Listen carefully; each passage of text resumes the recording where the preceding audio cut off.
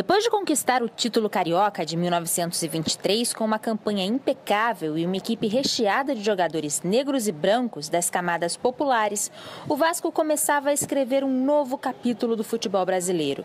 O Rio de Janeiro, na condição de capital federal, servia de vitrine. A façanha vascaína levou uma mensagem contra o racismo e o preconceito social para todo o país, revoltando os clubes que comandavam a Liga Metropolitana e monopolizavam os títulos do futebol. No fim daquele ano, os jornais cariocas começaram a criticar a entidade sob o discurso de que era preciso manter a moral do esporte. Nos primeiros meses de 1924, os clubes das elites romperam com a Liga Metropolitana e criaram a Associação Metropolitana de Esportes Atléticos, a AMEA, cujos fundadores foram América, Bangu, Botafogo, Flamengo e Fluminense. O Vasco da Gama foi convidado para fazer parte da nova liga, mas com algumas condições. Dentre elas, a exclusão de 12 de seus jogadores considerados pela AMEA como indivíduos despossuídos de condições morais para a prática do esporte. O Estatuto da AMEA tinha como um de seus principais objetivos impedir que clubes montassem equipes competitivas com jogadores das camadas populares. Para isso, permitia que se exercesse um poder de exclusão de forma extremamente preconceituosa, baseando-se no critério do analfabetismo e das condições de natureza da profissão dos atletas. O então presidente do Vasco, José Augusto Prestes, decidiu por não excluir os jogadores vascaínos. A negativa representou o repúdio total da entidade ao racismo e ao preconceito social. O futebol carioca ficou dividido. De um lado, o campeão da cidade, do outro, os 4 grandes clubes da AMEA. As multidões continuavam a comparecer aos jogos do Vasco.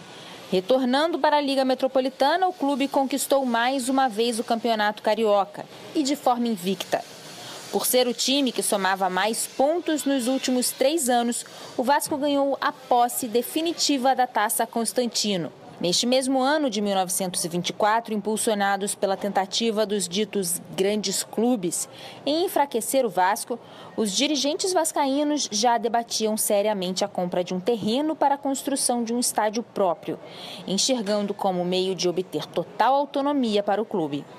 Em defesa de sua política de seleção de jogadores sem quaisquer discriminações e no intuito de se ver livre dos onerosos aluguéis de estádios, no dia 28 de março de 1925, o Vasco assinou uma escritura de compromisso de compra e venda do terreno, onde seria erguido o Estádio Vasco da Gama. Ao verem que, mesmo fora do campeonato organizado pela Associação Metropolitana, o Vasco da Gama mantinha-se forte, os clubes daquela liga não encontraram outra solução senão convidar novamente o Gigante da Colina para fazer parte dela. Dessa vez como clube fundador, contando com todo o seu elenco. Uma batalha havia sido ganha, mas a guerra seria vencida em 1927. Adquirido o terreno para a construção do estádio em 28 de março de 1925 e tendo pago a sua última prestação em 6 de outubro, os dirigentes vascaínos hastearam o pavilhão do clube no local do futuro estádio, no dia 20 de dezembro daquele ano. Após esse esforço inicial, era preciso angariar recursos para o erguimento do estádio. Iniciava-se uma campanha histórica para a construção da Casa Vascaína. As 3 principais ações nesse intuito foram uma gigantesca campanha para atrair novos sócios, que ficaria conhecida como Campanha dos 10 mil, contribuições individuais de vascaínos e vascaínas e o lançamento de debêntures no mercado, ou seja, títulos de créditos ao portador. A chamada Campanha dos 10 mil foi um verdadeiro manifesto dirigido pelo clube aos seus torcedores nos meses iniciais de 1926. O Vasco buscava atingir a extraordinária marca de 10 mil sócios. Uma das iniciativas para facilitar o aumento do quadro associativo foi a suspensão do pagamento da joia, valor pago na filiação da pessoa junto ao clube. O sucesso da campanha vascaína foi estrondoso, ultrapassando a marca dos 10 mil no ano de 1927. O Vasco se tornaria o clube com o maior número de sócios do Rio de Janeiro. Contribuições individuais também foram atividades incentivadas. Era uma campanha nitidamente popular, com a participação de condutores de bondes, pessoal de bares e restaurantes, funcionários públicos e gente do comércio em geral. Vascaínos mais abastados também contribuíram com altos valores para a realização do tão sonhado estádio. Destaque para o comendador Antônio de Almeida Pinho, então dono da Fundição Progresso, que doou pomposa quantia financeira e materiais diversos para a construção. Somada a essas ações, houve também o lançamento de debêntures no mercado. Autorizado pelo Ministério da Fazenda, o Vasco empreendeu o maior projeto financeiro já proporcionado por uma entidade esportiva, no qual o clube pagou ao seu investidor juros de 9% ao ano. A liquidação total dos valores a serem pagos ocorreu ao final dos anos 40 do século XX. Concomitante a essas ações, no dia 17 de abril de 1926, foi assinado o contrato com a construtora Christiane Nielsen. As obras tiveram seu pontapé inicial no dia 6 de junho, com o lançamento da pedra fundamental, no qual foi inserida uma cápsula do tempo, na área do futuro estádio.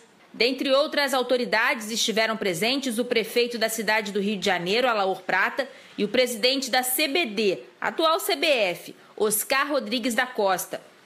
O ritmo das obras foi acelerado, apesar das tentativas de dificultarem a façanha vascaína.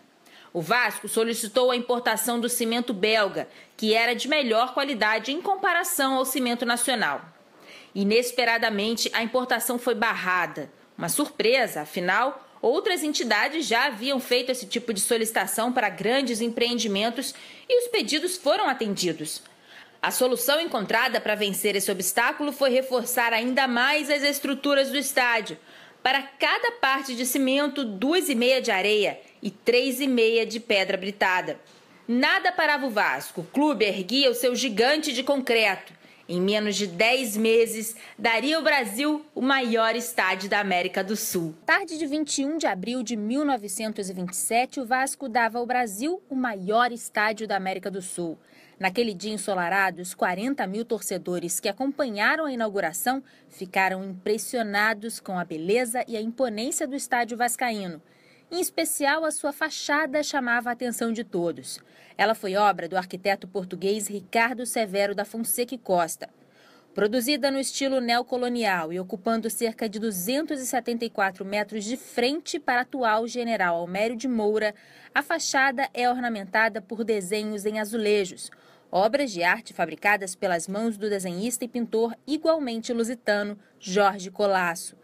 Coube ao aviador português Major José Manuel Sarmento de Beires o ato simbólico de cortar a fita inaugural ao lado do presidente do Vasco, Raul da Silva Campos, e do presidente da Confederação Brasileira de Desportos, Oscar Rodrigues da Costa. O presidente da República, Washington Luiz, também estava presente e assistiu aos eventos do dia da Tribuna de Honra. A partida de futebol da inauguração, disputada pelo Vasco contra a equipe do Santos de São Paulo, significou pouco se comparado ao que representava aquele marco histórico. O Vasco, em resposta àqueles que queriam diminuí-lo e enfraquecê-lo, e igualmente em resposta àqueles que gostariam de ver o futebol marcado pelo racismo e pelo preconceito social, fez surgir um verdadeiro templo do povo.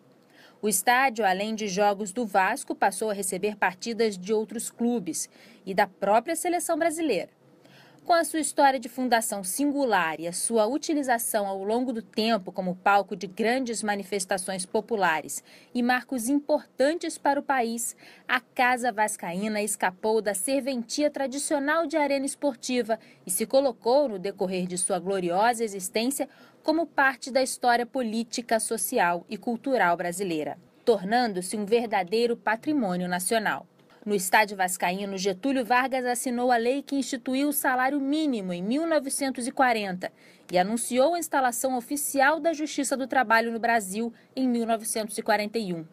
Em eventos como a comemoração do Dia da Independência, o maestro Heitor Villa-Lobos regia corais orfeônicos com milhares de jovens e crianças de escolas públicas e privadas do Rio de Janeiro. A Tribuna de Honra teve a presença de outras figuras importantes da política nacional, como Luiz Carlos Prestes, Juscelino Kubitschek, Eurico Gaspar Dutra, João Goulart, entre outros. Na Casa Vascaína também foram realizados desfiles de escolas de samba, shows de bandas internacionais e grandes eventos religiosos. Em São Januário, os vascaínos e vascaínas já riram, choraram, se alegraram e sofreram. O lendário estádio completa 90 anos em plena forma e pronto para muitas outras batalhas e títulos que estão por vir. De forma um tanto quanto sarcástica, o tempo nos reservou uma grata surpresa na contemporaneidade. 90 anos se passaram e somos nós que podemos nos orgulhar de dizer que, dos clubes grandes do Rio de Janeiro, o único a ter estádio próprio, com condições de receber partidas oficiais de futebol, é o Clube de Regatas Vasco da Gama.